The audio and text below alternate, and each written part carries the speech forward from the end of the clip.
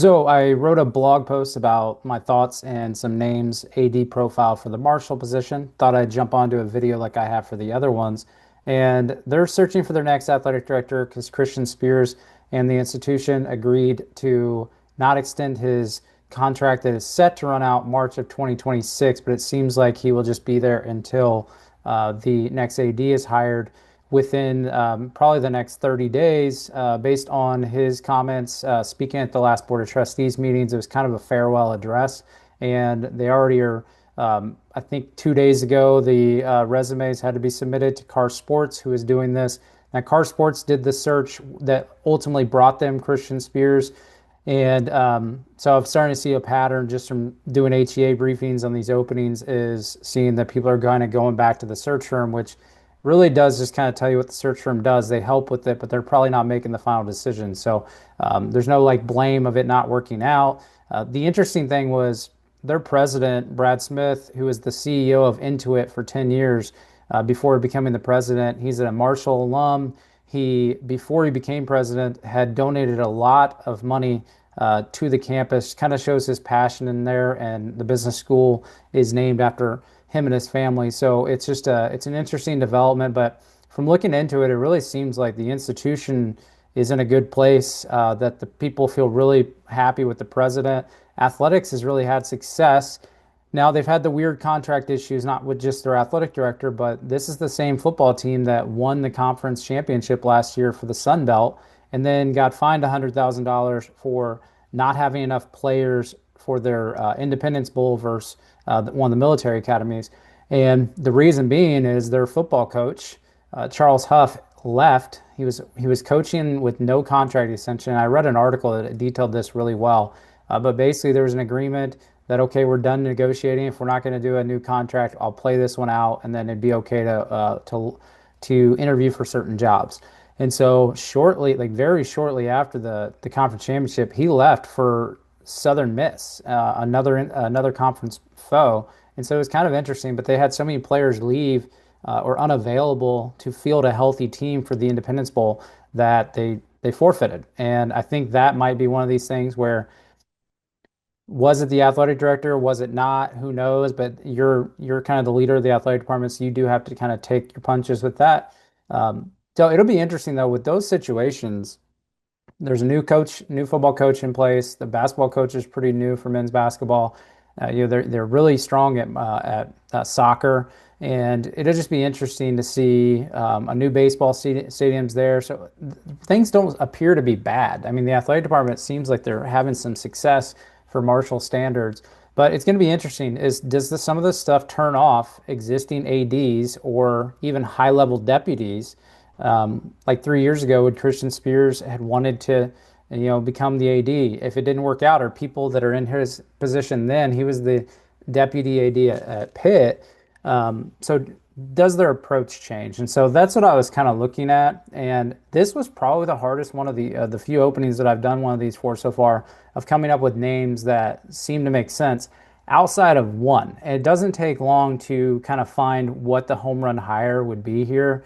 And it seems like a lot of people, I don't usually read blogs, but getting into the kind of the Marshall blog world, that a lot of people think the Lamar University athletic director, Jeff O'Malley, would be the home run hire. And so I looked into that. O'Malley served as the top administrator at Marshall for 20 years, and he was also the interim AD during COVID and then during the official kind of first season getting ready for the Sun Belt. And so he was the interim for I think 8 months before Spears came on. Now, what's interesting is that time frame was also when the current president was being onboarded. And so was it one of those things where we just wanted to go ahead and get a brand new hire and so I because it appears that he made the selection, but I don't know. It was an interesting development just based on the timing that everything looks. But all that said, I think Jeff O'Malley probably wanted the role. You assume he was a candidate shortly after he left to go be the Lamar athletic director was just a few minutes after Christian Spears was announced. And the interesting thing, I don't know that he would want to leave. He's in a pretty good situation. Lamar is an FCS school, and they are doing well from athletic department standards, it seems. And there's also a fit with the president. So there's always these weird things that when you study deep dive and look at relationships. So the Lamar president was hired around the same time that Marshall selected Brad Smith. But what was interesting is the Marshall provost was his previous role for the Lamar president. And so President, what was his name? I forget now. I think it was Taylor. Yeah. So President Dr. Jamie Taylor, he was the Marshall provost. And then as soon as he basically had an athletic director opening at Lamar, he hires Jeff O'Malley, and they worked together a long time at Marshall. So do you want to leave and go back if you're Jeff O'Malley for a president that didn't select you, didn't work with you, and now you're in a good fit in Lamar in Texas with a president that you worked with that chose you as their kind of first selection to be an athletic director as a sitting president. So it's just going to be interesting if he would want to leave. I really thought this quote from the president when O'Malley was hired at Lamar really talks about why Marshall might want him back. It says Jeff O'Malley is a trusted collaborator who understands it takes all facets of a university to support student athletes. He established very positive relationships with faculty and with academic affairs at Marshall University and has an absolutely stellar reputation for ensuring student athletes are successful in the classroom as well as on the field of play. Now, I kind of looked, you can see some of this public data. It does appear that Marshall would probably be a bump in pay from Lamar, but like I said, it kind of can go back to an emotional decision. That's assuming the Marshall approaches him. It doesn't seem like there's low-hanging fruit to what else they did. But the other thing I've been working on is a AD hiring trend spreadsheet for part of my dissertation that I'm doing this upcoming year. So I'm getting prepared for it and making sure I'm not missing any AD hires in D1 ever since 2020. And it's kind of a labor of love because you just have to go through the list and make sure you didn't miss any and trying to find all the articles that announce it to do some content analysis of the hires. But what I wanted to do is kind of use that to kind of predict some of these ones that don't seem obvious. And so what I did was I looked at Sunbelt, Conference USA, and the American, all their AD hires since 2020. And there were 14 previous AD hires in that span at these conferences. Now, 5 of those 14 were deputy ADs at power schools, including Spears in 2022. Other good ones that seem to have worked out so far would be Coastal Carolina's Chance Miller. They just unfortunately lost today in the College Baseball World Series, but really seems like it's been a lot of buzz around the concessions, free concessions at football games upcoming this year. So he was the deputy AD at South Carolina. Then Georgia Southern's Jared Banco, he came from being the deputy AD at Mississippi State. He's obviously now gone on to be the Auburn deputy AD. One of those people that maybe is looking for maybe now a Power 4 AD job. And then FIU's Scott Carr, he was the deputy AD at, then it was a non-power, now it is. So you kind of take that with a grain of salt because it was being built that way. It was UCF. And so he was a deputy AD there. And so I think that would give Carr Sports and Marshall some confidence that there's still good options to not feel like you have to bring in a sitting AD. But right now, with everything going on in college athletics, they probably are either going to want to have a sitting AD or go back to the well one more time and hope that you find a deputy AD from a power school that works out. I have no idea what happened with Christian Spears and Marshall. I'm not a journalist. I just try to look at these observations of trends. I also thought of those 14 hires, 3 of them were internal selections that also look like good moves. It was Don Coryell at Texas State, still the AD, Jared Mosley at North Texas whenever Ren Baker went to West Virginia, and then Chris Davis replacing Jared Banco at Georgia Southern. So I don't think there's any internal people at Marshall because I think a couple of them Spears brought with him as new hires. But what would be interesting is, does that give you kind of more confidence that, hey, for this level of school that we are and our athletic peers, that they went with someone that had been in the department for a long time? That could give you further justification that you want to go with Jeff O'Malley if you can get him. What was interesting, just 2 of the 14 hires were sitting FCS athletic directors, and that was Matt Roan going to James Madison from Eastern Kentucky, and then Ryan Ivey going to Louisiana Tech after leading Stephen F. Austin.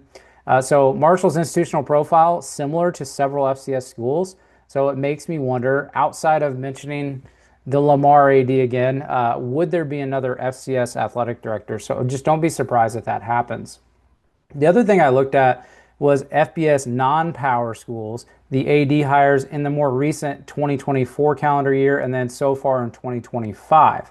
So those there were 16 of those in 2024, and then so far in 2025.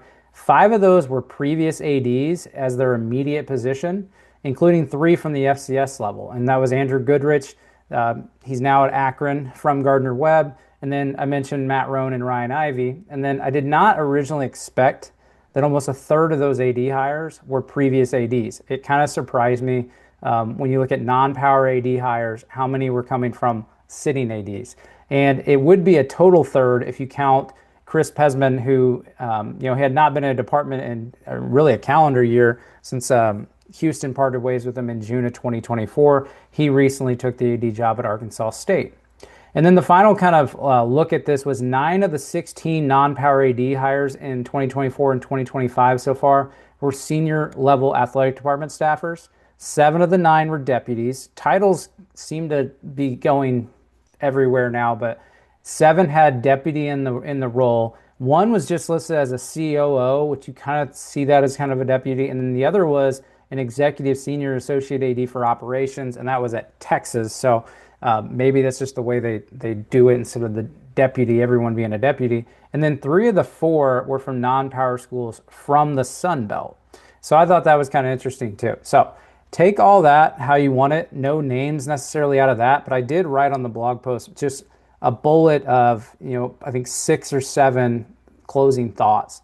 So recapping, I think Jeff O'Malley's so obvious of a pick that it probably won't happen. He likely will stay at Lamar long term since he has previous working experience and relationship with that president.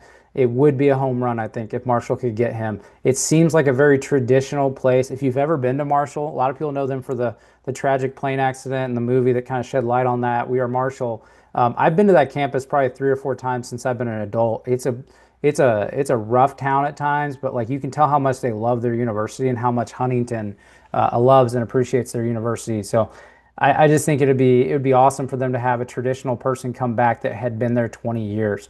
Internal options seem out of the question. I mentioned that.